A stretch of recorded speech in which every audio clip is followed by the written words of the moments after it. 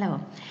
This is to talk about containers, measurements, quantities.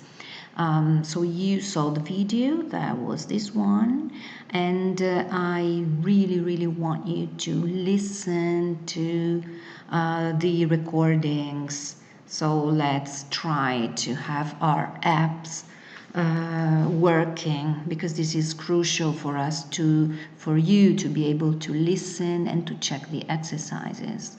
I just wanted just very briefly to tell you that, so if we have uncountable nouns like quantities talking about milk or like juice, I can say I have some milk, or I have enough milk, or I haven't got any juice.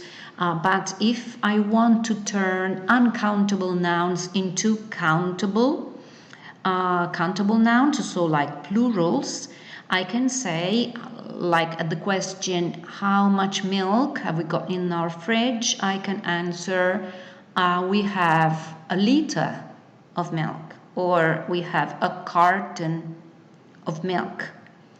How much juice do we have? We have a jug, for example, or half a jug. That would be a quantity that I can count: a jug, 2 jugs, a carton, 3 cartons, all right? So we have a tube. At the same time, we have a can or a tin, we have a bottle, we have a bowl, we have a packet and a box. So here you see other ways to use, to talk about quantities. Of course, some are specific.